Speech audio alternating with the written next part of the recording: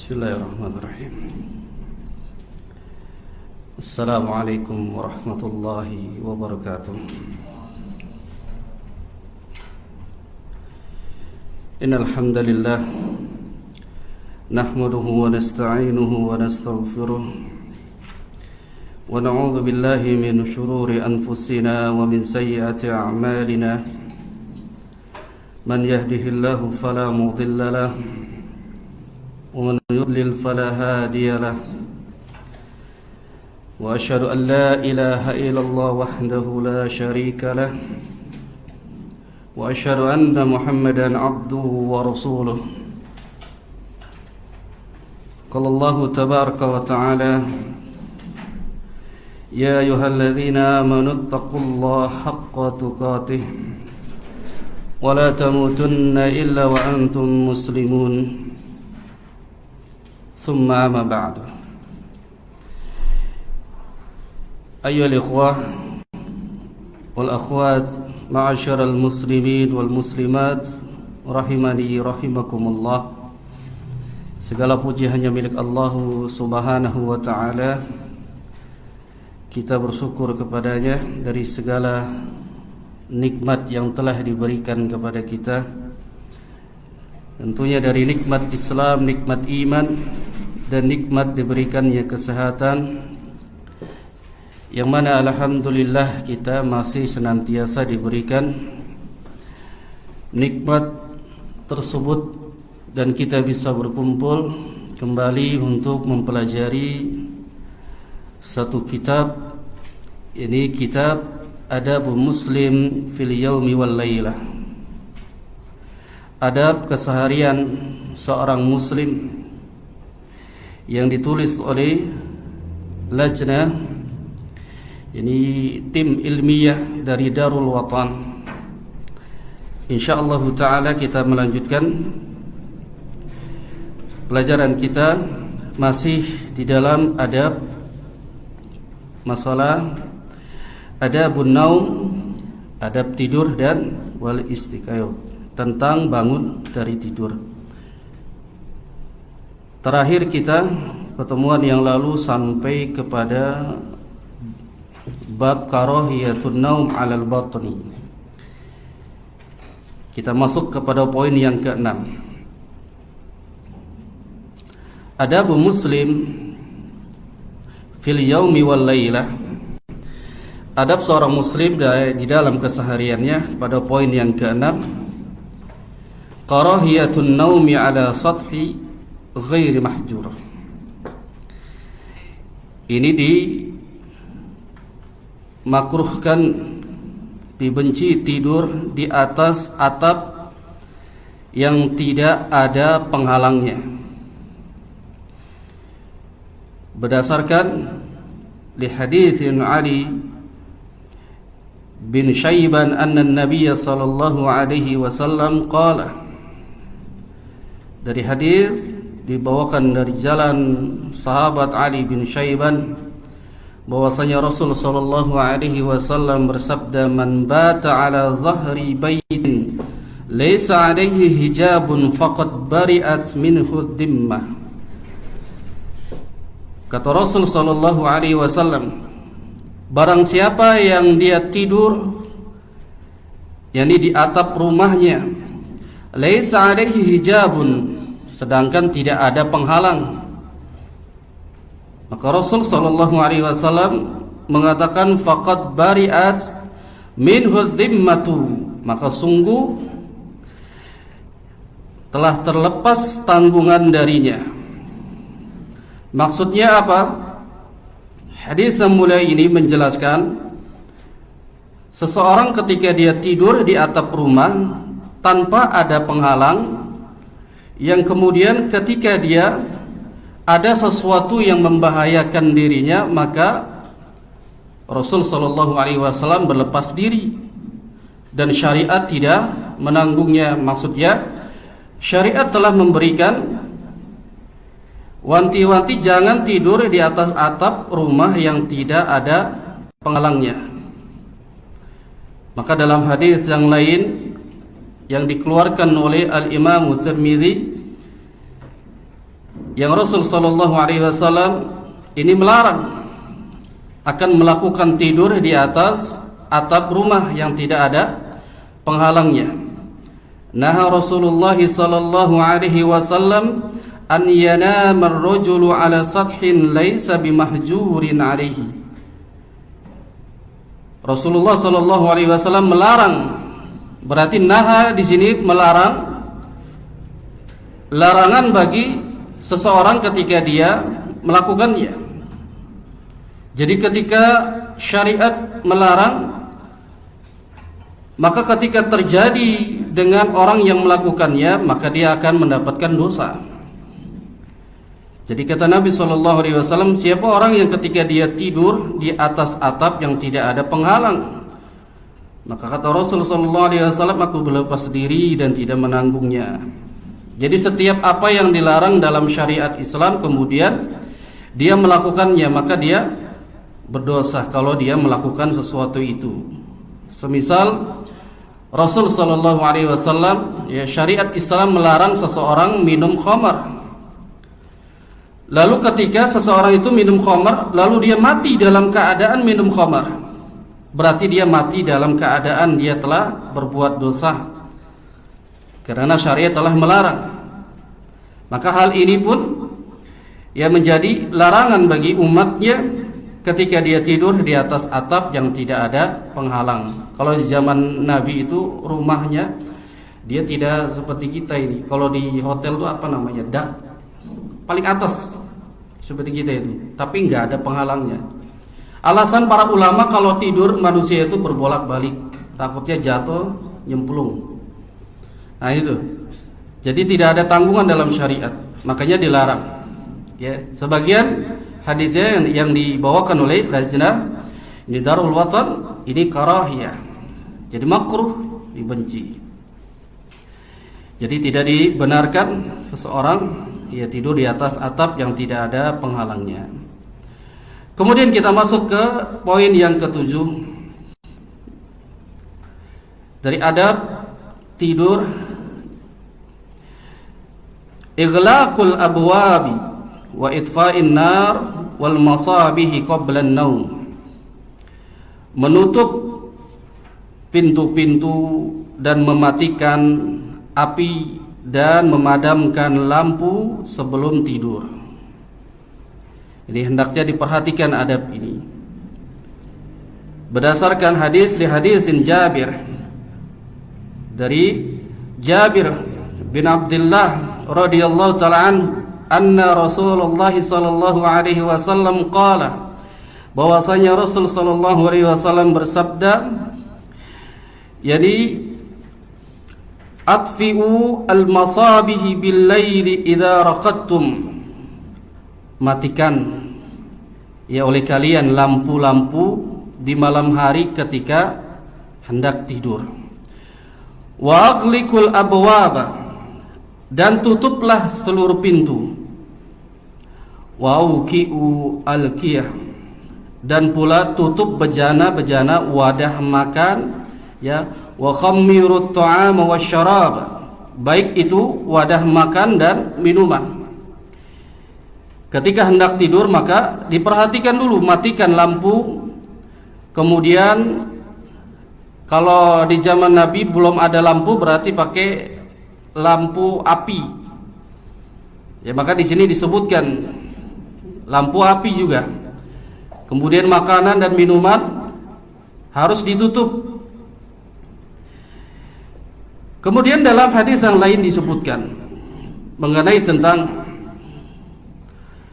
dalam masalah mematikan lampu, kemudian menutup makanan dan minuman, menutup pintu. Disebutkan pula dalam riwayat dari Al-Imam Ahmad, yang mana Nabi sallallahu alaihi wasallam sabdakan, khammiru al-aniyata wa akiu al-akyata wa ajifu al-baba wa adfi'ul masabih. Jadi indar ruqad, tutuplah bejana-bejana dan tempat minum kalian, lalu matikan lampu ketika hendak tidur. Faidahnya apa? Nabi sallallahu alaihi wasallam pun menjelaskan, fa innal fuwaisiqah rubbama istaratil fatilah fa ahrakat baitah. Maka sesungguhnya ya, kalau kita mematikan lampu kemudian mematikan api sebelum tidur, di situ ada fuwaisiqah. Fuwaisiqah ini binatang kecil yang berkeliaran seperti tikus, cicak, tokek yang dapati di sekeliling kita yang kecil itu namanya yakni fuwaisiqah.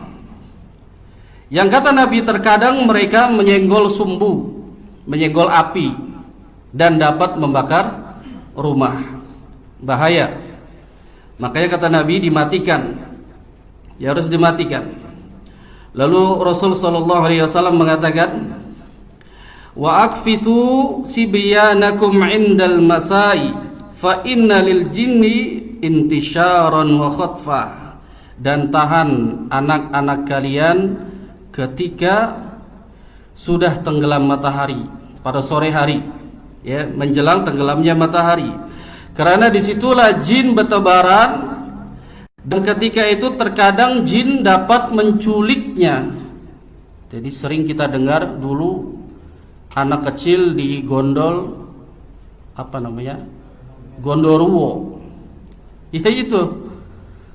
Ya, Nabi SAW terkadang mereka menculiknya. Makanya syariat kalau kita punya anak nggak boleh kalau pas tenggelam matahari anak-anak nggak boleh keluar, ditahan. Karena situ iblis menyebarkan bala tentaranya untuk menyesatkan yakni umat manusia. Dan masuklah ya, di sini anak-anak tidak boleh keluar, maka nggak boleh keluar. Maka berkatalah Ibnu Abdul Bar rahimahullahu taala menjelaskan dalam hadis ini, wa fi hadzal hadis al-amru bi ghalqil abwaba min al-buyuti fil lail. Kata beliau, dalam hadis ini adalah sebuah perintah untuk menutup pintu rumah di malam hari. Dan beliau katakan, wa tilka sunnatu ma'muru biha. Dan ini salah satu sunnah yang diperintahkan oleh Nabi sallallahu alaihi wasallam. Rafaqa bin nasi li syayatini al-insi wal jins. Dan pula sebagai bentuk kasih sayang Nabi sallallahu alaihi wasallam kepada umatnya. Kenapa bisa demikian? Agar manusia terjaga dari yang namanya gangguan syaitan, baik dari kalangan jin dan manusia. Subhanallah, memang terjadi. Ya, pada saat itu banyak orang-orang yang diganggu dari kalangan jin dan manusia.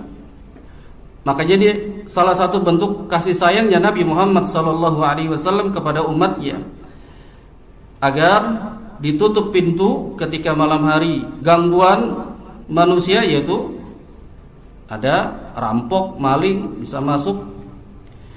Kalau gangguan dari jin, ya dia dapat mengganggu yang ada di dalam rumahnya.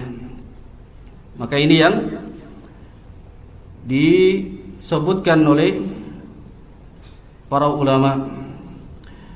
Kemudian kita masuk ke yang ke-8, qiraatu ayatil kursi wa khatami, yani surat al-Baqarah, membaca ayat kursi dan di akhir surat Al-Baqarah. Ya, 2 ayat dari surat Al-Baqarah. Ini hendaknya harus diperhatikan adab ini, membaca ayat kursi. Makanya membaca ayat kursi ini salah satu juga yang disebutkan oleh Syekh bin Baz rahimahullahu taala. Beliau menjelaskan qiraat ayatil kursi ba'da kulli salatin minal fariḍah min asbabi dukhulil jannah. Faidah dari ayat kursi tersebut adalah jika kita baca setiap selesai dari solat-solat yang diwajibkan Allah, maka ini salah satu sebab akan masuknya seseorang ke dalam surga. Fa yastahabbu ba'da shalah wa ba'da azkar an yaqra ayatul kursi bainahu wa baina nafsa hadza mustahab. Dan juga dibaca setelah kita membaca zikir-zikir. Yang dimasukkan adalah zikir pagi dan petang. Makanya di situ ada bacaan ayat kursi. Maka ini menjadi sunnah. Jaa fi addati ahadits majmu'aha, ini tarqi ila al-hasan, dan pula ayat kursi itu sebagai ruqyah. Ya, sebagai ayat ruqyah yang Nabi sallallahu alaihi wasallam menjelaskan ketika itu meruqyah cucunya yaitu Hasan dengan membuka telapak tangannya, kemudian dibacakan, ditiup, diusapkan ke seluruh tubuhnya. Ini faidah dari ayat kursi. Yang kemudian lagi, fa idza qara'aha ba'da kulli salatin fa hadza afdal. Kalau dibaca setelah salat maka itu lebih utama. Tapi faidahnya kan sebab apa?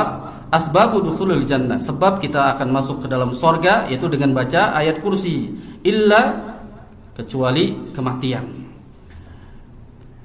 Lalu beliau Syekh bin Baz rahimahullahu taala pun menjelaskan, wa yastahabbu an yaqra'a 'inda naumi ayatul kursi aidan. Maka dibaca sebelum tidur juga, ya, baca ayat kursi.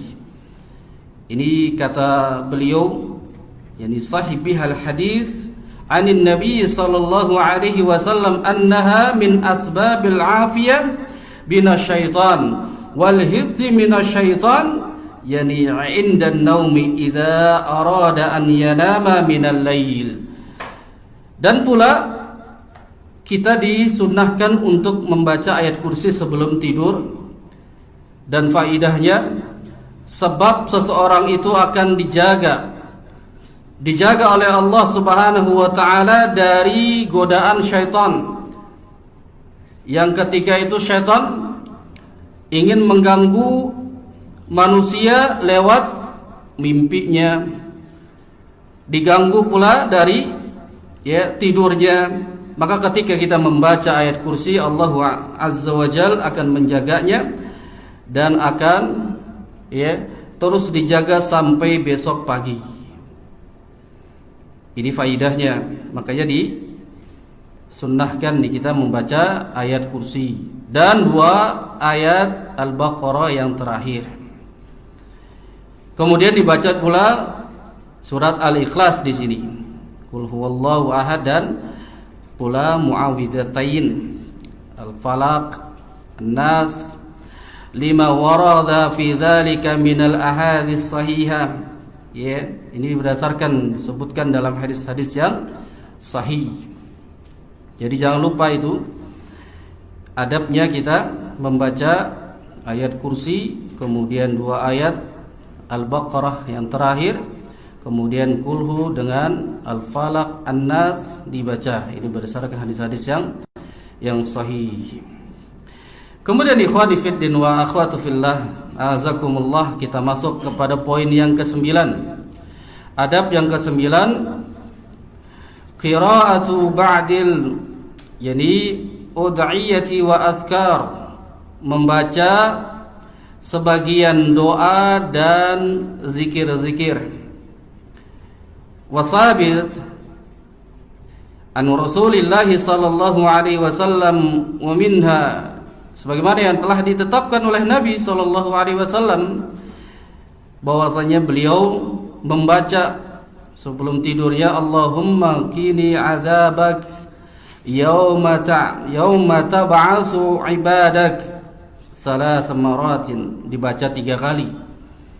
Ya Allah, lindungilah aku dari azabmu yang mana di hari kebangkitan, ya hamba-hambamu dibangkitkan pada hari, ya hari kebangkitan, dibaca 3 kali. Ini minta perlindungan dari azab Allah setelah kita dibangkitkan dari kubur-kubur kita.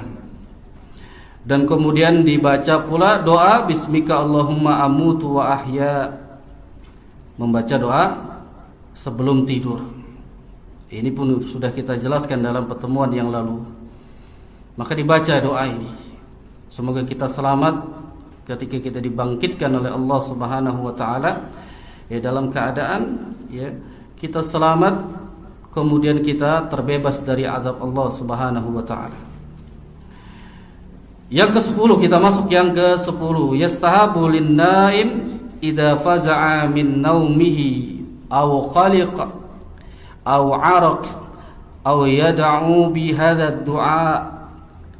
Kita disunahkan orang yang mau tidur ya, yastahabu lin-naim idza faza'a, apabila dia merasa takut, min naumihi, dari tidurnya, aw qaliq, atau dia merasa gelisah, aw araq, atau dia merasa tidak bisa tidur, maka hendaknya dia an yad'u bihadad du'a, maka hendaknya dia berdoa dengan doa yang diajarkan Nabi sallallahu alaihi wasallam.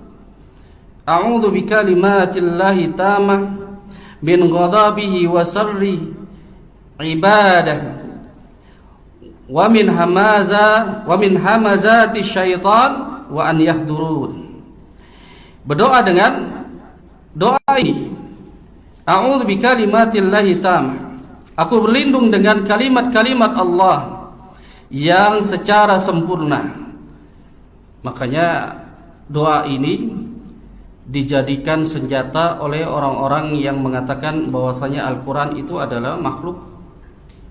Ya, orang-orang Jahmiyah, ini senjata dia. Loh, kenapa dia berlindung kepada ayat-ayat Allah? Tidak lain ayat-ayat Allah itu adalah Al-Quran. Maka kita jelaskan kepada mereka, yang dimaksudkan ayat-ayat Allah, kita berlindung kepada yang menurunkan ayat-ayat itu, bukan kepada ayat Al-Quran. Ya, makanya nggak boleh kita berlindung kepada Al-Quran. Salah. Dan ini kesyirikan. Makanya kita meruqyah itu bukan semata-mata dia sembuh karena dengan Al-Quran, melainkan dengan Allah Subhanahu wa ta'ala. Makanya orang-orang Jahmiyah ini mereka mengatakan bahwasanya Al-Quran itu adalah makhluk, sebagaimana dia pun membawakan hadis yang sahih yang kata Rasul sallallahu alaihi wasallam, "Iqra'ul Qur'an fa innahu ya'ti yaumal qiyamah syafi'an li ashabi." Dan itu sebagai senjata juga buat mereka itu. Bacalah Al-Quran, sesungguhnya nanti Al-Quran akan datang di hari kiamat, dia akan memberikan syafaat. Kata mereka, orang yang memberikan syafaat yang pertama Rasul, para nabi, para Rasul. Lalu kenapa Al-Quran bisa memberikan syafaat kalau bukan makhluk? Kita katakan bahwasanya ya Al-Quran memberikan syafaat karena Rasul sallallahu alaihi wasallam telah menjelaskan setiap hurufnya akan mendapatkan 10 pahala. Tentu Allah akan memberikan ganjaran itu. Jadi ada subhat di sini. Kalau ketemu orang Jahmiyah yang mengatakan Al-Quran itu ada makhluk, ya kita harus jelaskan. Yang dimaksudkan a'udzu bikalimatil tammah, aku berlindung dengan kalimat-kalimat Allah yang sempurna, maksudnya kita berlindung kepada pemilik kalimat-kalimat tersebut, ialah Allah Subhanahu wa ta'ala. Min ghadabihi, dari murkanya, kemudian wasarri, dari keburukannya, ibadah, dan dari hamba-hambanya, dan pula wa min hamazati syaitan, dan dari kedatangan syaitan, wa an yahduruna, dari kehadiran mereka kepadaku. Maka di sini disebutkan doa ini sangat ampuh kalau kita merasa takut tidur, kemudian gelisah, tidak bisa tidur. Tapi kalau misalkan gelisah nggak bisa tidur karena mikirin utang, ya nggak bisa juga. Ya, gelisah mikirin sesuatu, ini yang dimaksudkan adalah merasa takut, gelisah oleh sesuatu dari bangsa syaitan. Kalau misalkan antum uji nyali, baca ini, gitu. Insya Allah kan ya diselamatkan, tapi nggak boleh diuji nyali. Ya. Ini yang disebutkan oleh Rasul sallallahu alaihi wasallam. Kemudian kita habiskan yang ke-11, hendaknya adab tidur. Ya, kemudian di sini disebutkan an yakul idza istaiqad min naumihi, apabila engkau bangun dari tidur, ya ucapkanlah alhamdulillah yahilladzi ahyana ba'dama amatana wa ilaihin nusyur.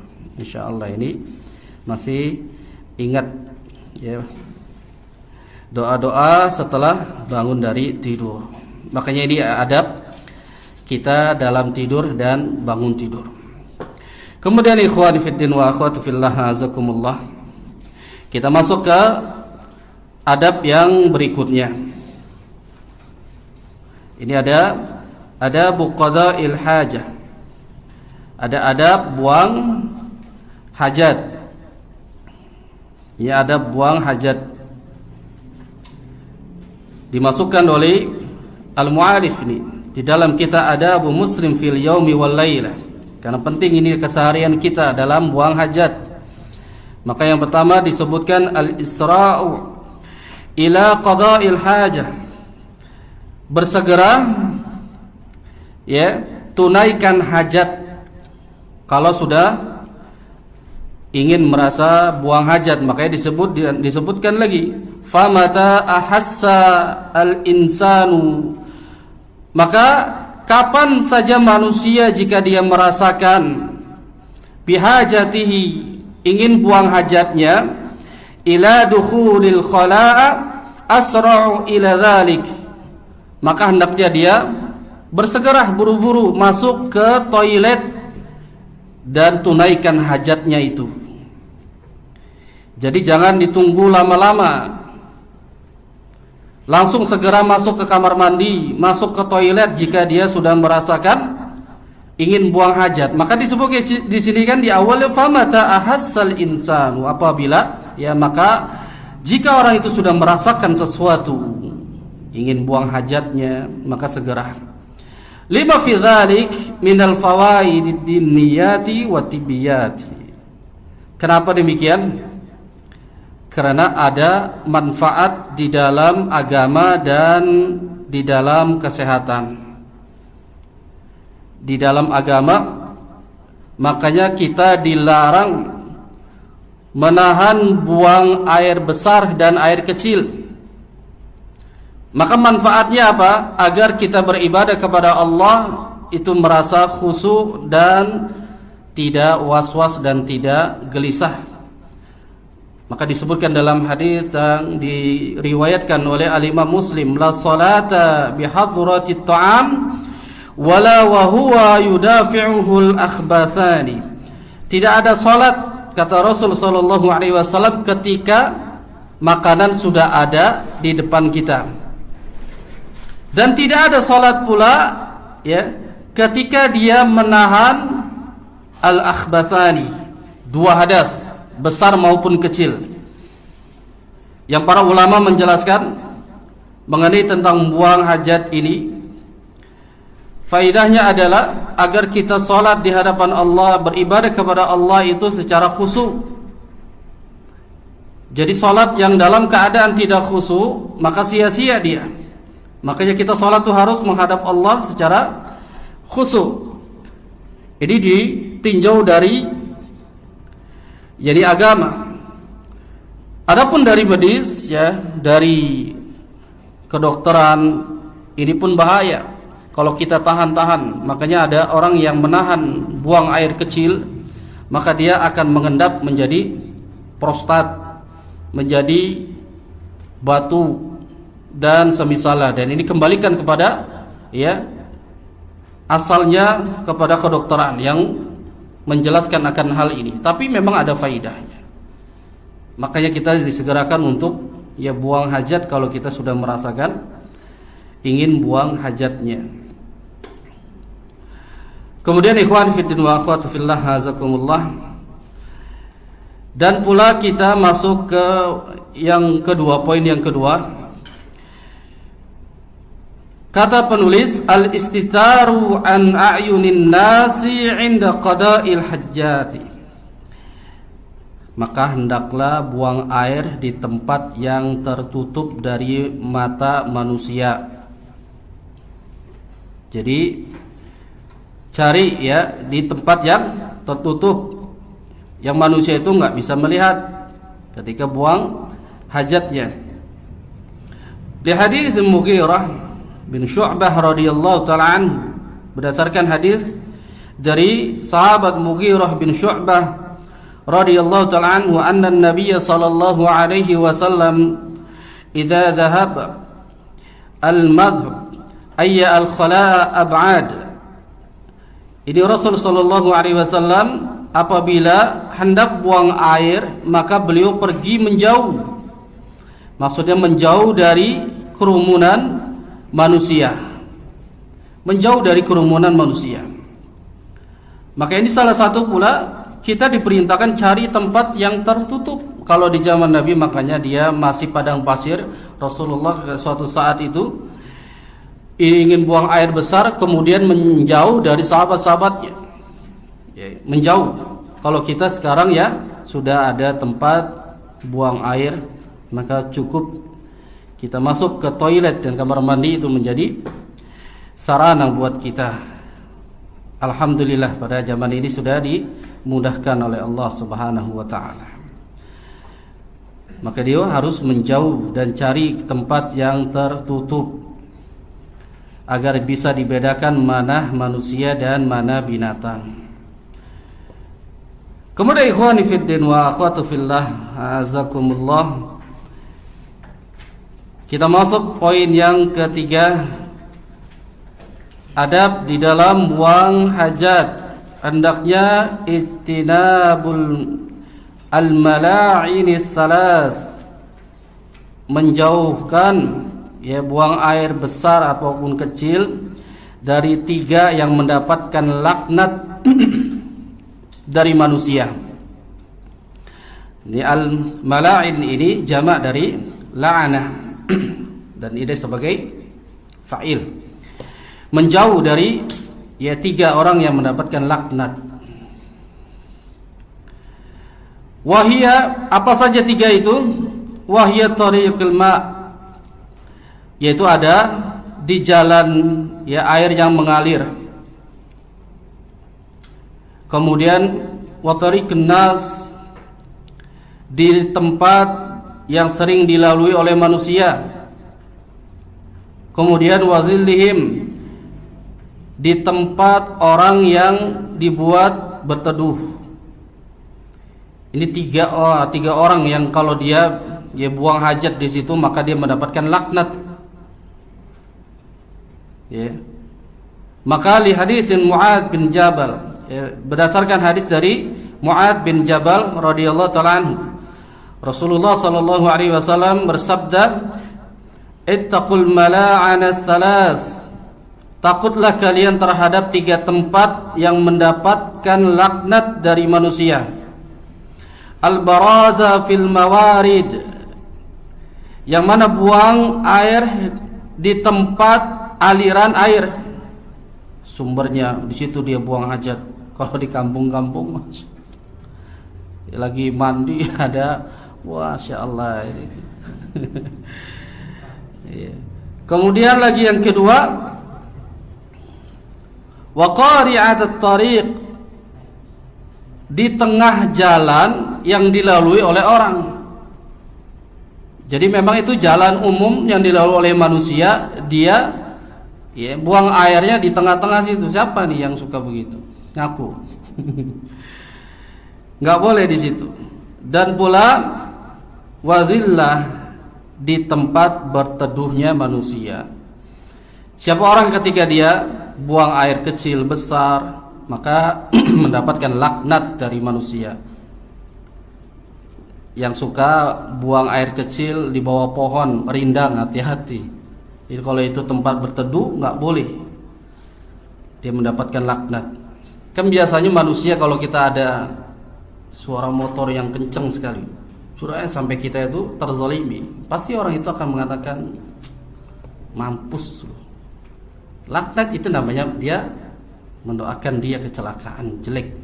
Kita buang air kecil di tempat teduhnya orang, pasti ini yang buang ini itu dihindari dari 3 yang mendapatkan laknat dari manusia. Ketika dia mendoakan, pada hakikatnya dia orang yang terzalimi dari hak-hak yang secara umum harusnya ditunaikan, kemudian dijaga, kemudian dia menjadikan ya orang tersebut terzalimi dengan perbuatan dia, buang air kecil dan besar di sembarang tempat, apalagi di tempat tiga yang disebutkan oleh Nabi Muhammad sallallahu alaihi wasallam. Ini tiga tempat hendaknya dijauhi, ya, istinabu al-ma'ani salas. Hendaknya dia menjauh dari tiga tempat yang mendapatkan laknat dari manusia. Sudah azan. Lama. Baik, kita masuk ke yang poin keempat. Poin yang keempat, adama raf'a as-sawbi hatta yadnuwa minal ardi.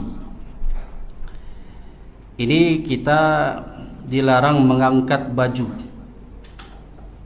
ketika hendak buang air kecil dan air besar. Hatta yadnuwa minal ardi, sampai benar-benar dekat dari tanah.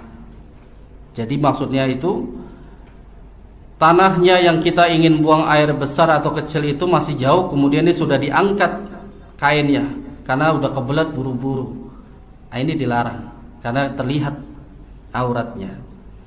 Kalau antum mau ke toilet, kamar mandi, jangan buka dulu di luar kamar mandi, bahaya.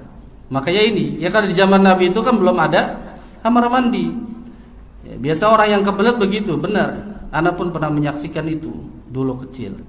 Ada orang yang kebelet, dia udah buka di jalanan sampai tercecer di jalanan.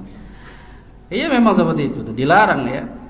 Dan ini menjaga dari ya orang tersebut tidak ya malu nanti diejek oleh yang lainnya. Wadzalika hatta la tankashifal aurah. Ya, disebutkan seperti itulah ya sampai dia tidak terlihat auratnya. Maka diperintahkan untuk tidak membuka baju celana sampai dia dekat kepada tanah, maksudnya sampai dekat kepada pembuangan air kecil maupun besar. Hatta yadanwa minal ardi. Karena dia harus ya dijaga auratnya. Ini berdasarkan di hadis Anas radhiyallahu taala anhu qala. Berdasarkan hadis dari Anas, semoga Allah meridhoinya, dia berkata, kana Nabi sallallahu alaihi wasallam idza arada qada al-hajah. Nabi sallallahu alaihi wasallam apabila hendak membuang hajat, lam yarfa'u thawbahu hatta yadanwa minal ardi. Dan beliau tidak mengangkat pakaiannya sampai benar-benar yakni dekat dengan tanah, baru beliau mengangkatnya. Ini mengangkat ya. Jadi hati-hati agar kita tidak membiasakan diri membuka pakaian di luar kamar mandi. Maka hendaknya kita di dalam kamar mandi. Kalaupun kita hidup sendiri, misalkan nggak ada orang yang lain, ya monggo. Tapi kalau di mahat antum buka begitu, disentil sama jin tuh ya. Maka dihindarkan. Kita masuk ke poin yang kelima, dan ini penting nih.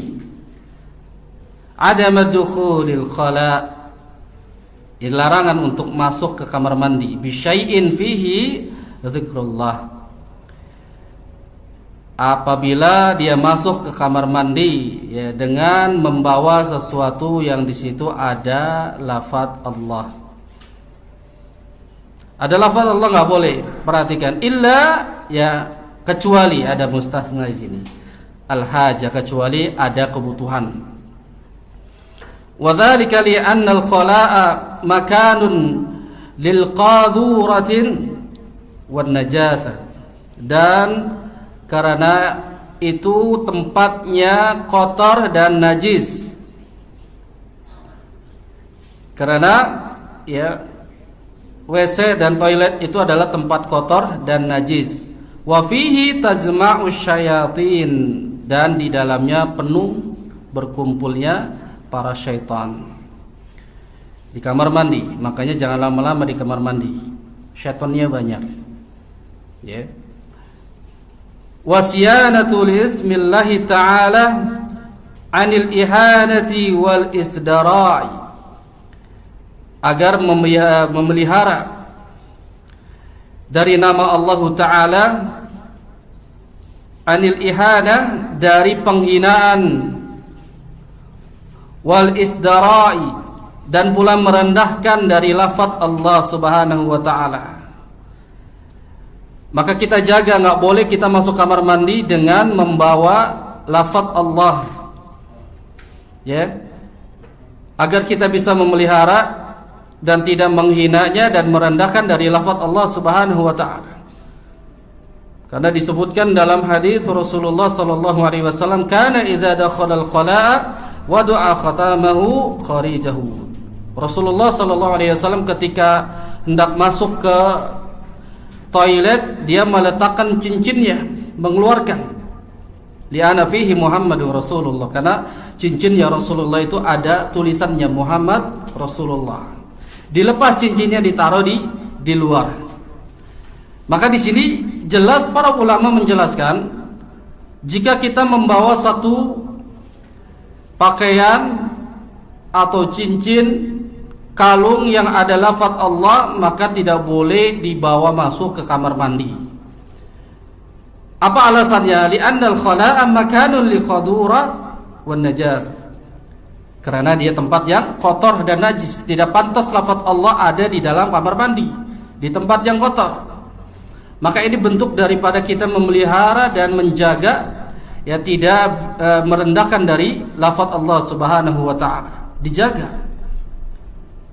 Makanya disebutkan oleh para ulama, innahu ma'lul wa annahu la harajun fi dukhulil khala'a bi syai'in. Jadi fihi dzakarallahu wa la sima 'indal hajah. Maka sesungguhnya jika orang yang masuk kamar mandi dia bawa ada lafaz Allah, maka sesungguhnya dia tidak berdosa kalau dia membawanya ada kebutuhan hajat. Makanya di sini disebutkan oleh penulis illal hajah, kecuali ada kebutuhan. Maksudnya ada kebutuhan dijelaskan oleh para ulama, ya, sebagaimana yang dijelaskan oleh Al-Imam Ahmad. Al-Imam Ahmad mengatakan, al-khatamu idza kana fihi ismullah yaj'aluhu fi batini kafi wa yadkhulul khala'a.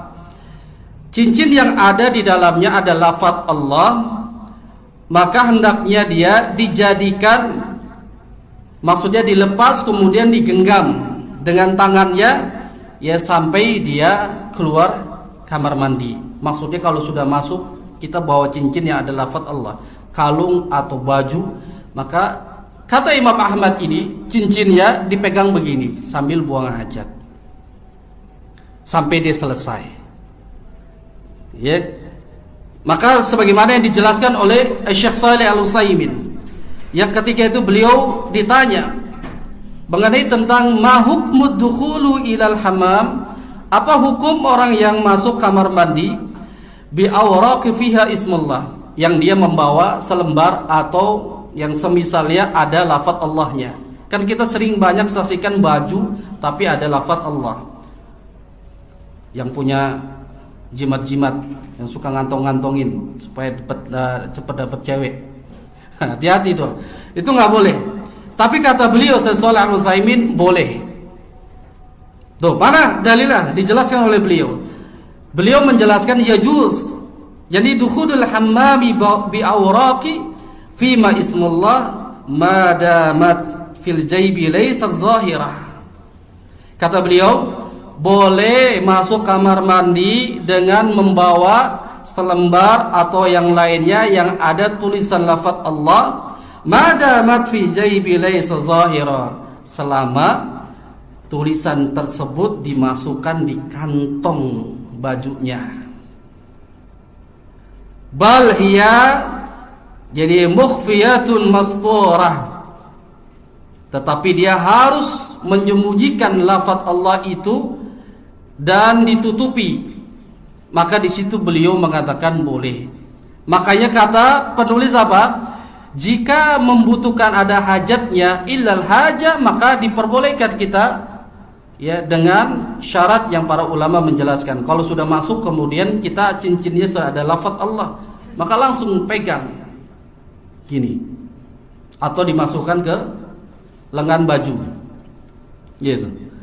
Jadi nggak perlu keluar lagi karena sudah tanggung antum di situ, gitu kan? Kecuali belum lagi ya, buka baju celana maka boleh.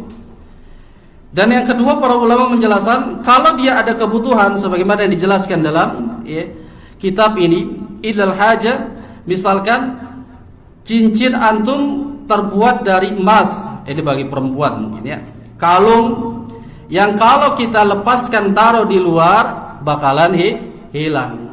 Ini ada kebutuhan. Tapi para ulama menjelaskan boleh dia bawa masuk tapi dengan syarat-syarat, nggak boleh dikeluarkan, dia harus tertutup, dibungkus dengan apa baru. Nah di situ yang disebutkan oleh Imam Ahmad dan jadi Syekh Shalih Al-Utsaimin rahimahullahu taala. Wallahu a'lam bishawab. Nanti kita sambung lagi pembacaan dari beberapa permasalahan poin yang selanjutnya. Kiranya kita cukupkan dulu sampai kita selesai salat Isya berjamaah. Qul qouli hadza wa astaghfirullah li wa lakum. Alhamdulillahirabbil alamin.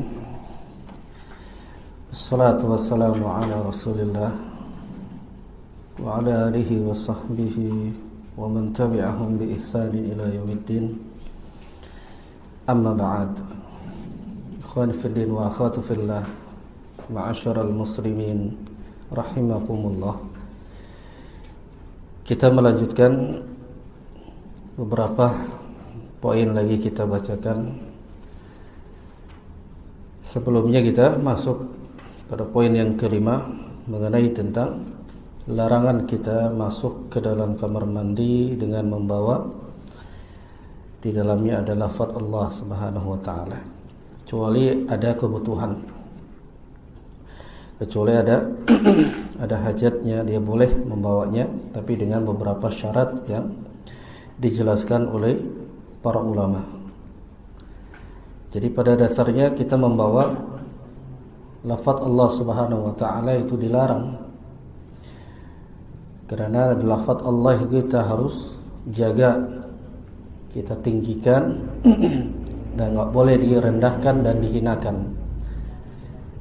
Tapi kalau kita dalam keadaan membutuhkan hajat tersebut, maka boleh dengan syarat-syarat yang telah dijelaskan tadi. Kemudian kita masuk ke yang poin ke-6.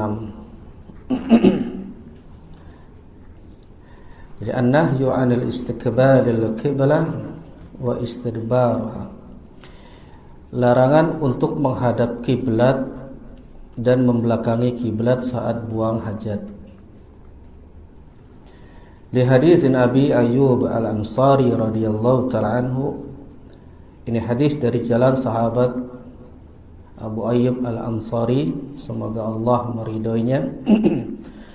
Anna Nabiyya sallallahu alaihi wasallam qala, bahwasanya Rasul yang mulia sallallahu alaihi wasallam bersabda, "Idza ataitumul gha'ita fala tastaqbilul qiblata wa la tastadbiruha bi baulin aw gha'itin walakin syarriku aw gharribu." Kata Rasul sallallahu alaihi wasallam, apabila kalian mendatangi tempat pembuangan air kecil atau besar, maka jangan kalian menghadap kiblat saat buang air besar dan tidak boleh membelakanginya dalam keadaan buang air kecil maupun besar. Walakin akan tetapi syarriku aw gharibu, ya arah timur atau arah barat. Ini tentang hukum, disebutkan hadal hukm menjadi khas bil khala'i. Ini tentang hukum secara khusus untuk buang hajat. Yang dimaksudkan tidak boleh menghadap kiblat ay sahra, maksudnya dalam keadaan di tanah lapang yang tidak ada penghalang. Makanya kita nggak boleh buang hajat di tanah lapang. Sahra ini adalah padang pasir yang tidak ada penghalang, maka nggak boleh kita menghadap kiblat dan membelakanginya. Amma fil bunyan, adapun ketika di dalam bangunan, au ma'a wujudin sa'ir bainal mutakhalli wal qiblah fayajuz dzalik. Adapun kalau di dalam bangunan atau ada sesuatu yang menghalangi antara dia dengan kiblat, ya dari sesuatu, maka di situ diperbolehkan dia buang hajat di tanah lapang, tapi dia harus ditutupi dengan sesuatu. Entah dia ditutupi dengan kain atau selembar kayu, dia harus ditutupi dengan antara dia dengan kiblat, maka di situ dia diperbolehkan walaupun dia menghadap ke kiblat. Tapi di situ menjadi khilaf juga di kalangan para empat mazhab. Walaupun dia sudah di dalam bangunan, maka mazhab Syafi'i tetap dia tidak boleh menghadap kiblat. Salah satunya beliau mengatakan untuk menjaga kesucian kiblat, tidak boleh dia buang hajat walaupun sudah di dalam bangunan. Tapi memang asalnya di sini hukumnya yang dijelaskan dalam hadis ini yang dikeluarkan oleh Al-Bukhari Al-Muslim, ini bentuk dari tanah lapang yang tidak ada penghalangnya. Maka nggak boleh kita menghadap kiblat atau membelakanginya. Ini larangan. Tidak boleh kita membuang air besar dan air kecil. Kalau kita buang air besar di pinggir jalan, maka perhatikan mana kiblat. Jangan sampai kita menghadap atau membelakanginya. Kemudian masuk ke yang ketujuh, an-nahyu 'anil bauli fil ma'ir raqid au ad-daim. Larangan buang air kecil fil ma'ir raqid, di dalam air yang diam, tergenang. Ad-daim atau pula ad-daim, orang air yang tidak mengalir.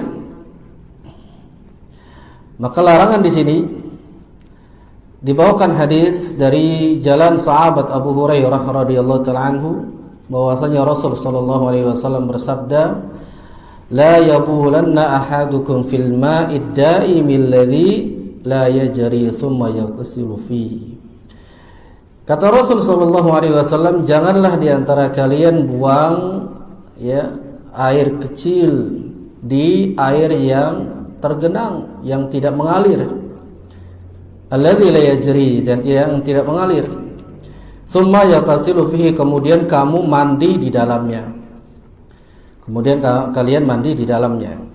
Maka di sini dijelaskan air yang tergenang dijelaskan oleh Al-Imam An-Nawawi rahimahullahu ta'ala ketika menjelaskan dalam Sahih Muslim. Dan kalau tidak salah ini hadis sudah kita jelaskan dulu tentang pembahasan masalah taharah. Tapi paling tidak larangan di sini ada beberapa faidah yang kita bisa ambil yang dijelaskan oleh para ulama. Yang pertama adalah al-faidatu ula, yang pertama dia dijelaskan oleh Al-Imam An-Nawawi rahimahullahu ta'ala. Al-hadis fihi dalalah 'ala an-nahyi 'anil bauli fil ma'i daim. Larangan sebagai orang yang kencing buang air di tempat air yang tidak mengalir. Ini dalilnya. Li'anna mislu hadha fi'li bisababin talawuth ma'i bin najasa. Karena kalau kita kencing di situ, buang air besar di situ yang tidak mengalir, akan membuat najis. Akan membuat najis kalau dia kencing di situ. Dan pula wal amrad allati qad yahmiluhal baul, dan akan membuat penyakit orang yang mandi di situ, wudu di situ, akan membuat penyakit. Maka di sini dalil yang pertama, dalil sebagai larangan. Adapun yang kedua, ada yang mengatakan an-nahya lil karaha, ini sebagai bentuk makruh saja hukumnya. Sebagai makruh hukumnya. Sebagian ulama mengatakan yang dikatakan makruh, nanti ada yang mengatakan makruh, ada yang mengatakan haram di sini. Wa farqu bainal ma'i qalil wal ma'i katsir. Ada air yang sedikit dan ada air yang banyak. Maka para ulama mengatakan faqalu idza kana al-ma'u alladhi bala fihi qalil. Adapun jika kita kencing di tempat air yang sedikit tapi tidak mengalir, maka larangannya di sini fannahya yahmilu 'anit tahrim. Hukumnya adalah haram. Lianna asra'u talawuth wa taghayyuran, dan itu akan cepat berubah dan cepat ya bau. Kalau airnya sedikit, cuma satu bak antum kencing di situ, haram hukumnya. Kalau nemu di di padang pasir, biasanya itu kalau habis hujan tuh ada air yang mengenang di kobangan, di kolam, kalau di kampung-kampung itu. Nah, nggak boleh kita buang airnya di situ. Kalau airnya sedikit, maka hukumnya haram. Hukumnya haram. Lalu berbicara tentang air yang banyak. Air yang banyak ini ada tetap yang tidak mengalir, tapi ada yang mengalir. Seperti air yang banyak tapi tidak mengalir. Seperti apa? Kolam renang. Kolam renang itu airnya banyak, tapi nggak mengalir, di situ-situ aja. Nah, di sini hukumnya kata para ulama, kalau air yang banyak seperti itu, maka hukumnya makruh. Hukumnya makruh. Jadi air yang banyak, ya kita sering berenang. Kadang-kadang kehirup, ketelan. Nggak mungkin atau nggak kencing di situ, pasti kencing di situ, nggak mungkin, ya kan? Maka di sini ulama menjelaskan kalau hukum yang menjelaskan airnya sedikit, kolamnya mungkin sedikit, orangnya banyak, kemudian dia buang di situ, maka itu haram hukumnya. Maka akan membuat penyakit. Makanya kolam itu biasanya ada dikasih kaporit atau Baiklin gitu untuk menghindari bau dan penyakitnya mungkin di situ, kuman ya. Tapi kalau dia airnya kolamnya banyak, maka hukumnya makruh. Tapi di sini dijelaskan para ulama an-nahyu li tahrim, hukum yang haram al-qaulu huwa zahir. Ini seperti ya para ulama menjelaskan hadis yang kata Rasulullah SAW tidak boleh buang air yang tergenang, maksudnya yang tidak mengalir. Di sini lam yafariqu bainal qalil wal katsir, tidak menjelaskan sedikit dan banyaknya. Rasul tidak menjelaskan banyak dan sedikitnya. Maka sebagian ulama mengatakan itu semuanya hukumnya haram. Ya fa kullu ma'in raqid la yajri fa innahu yahrumu baulu fihi. Maka di situ hukumnya kalau dia kencing dengan air yang tidak mengalir, hukumnya adalah haram. Ini karena hadis Rasulullah tadi tidak menjelaskan sedikit dan banyaknya, tapi para ulama-ulama ya dari ahlu fuqaha menjelaskan ada air yang banyak dan air yang sedikit. Seperti tadi air yang sedikit dia masuk kepada haram, kalau air yang banyak maka menjadi makruh. Tapi sebagian lagi ulama mengatakan itu secara umum nggak menilai itu banyak atau sedikit. Tapi ya dijelaskan pula bahwasanya sebagian yang menguatkan jika kita kencing di tempat air yang banyak, maka saat itu tidak sampai derajatnya haram. Adapun kalau kita kencing di tempat yang mengalir banyak tapi mengalir, seperti dijelaskan ini, wa ammal mustabahri wa huwa katsirun jiddan, seperti air laut, sungai yang banyak sekali, alladzi la yumkin an yata'athara bi bawli kama bahri fa huwa la yadkhulu fil nahya bi ijma'il ulama. Maka di sini sepakat para ulama bahwasanya jika kencing dengan di dalam sungai atau air laut, maka tidak akan pernah tercampur karena banyak sekali dan pula mengalir.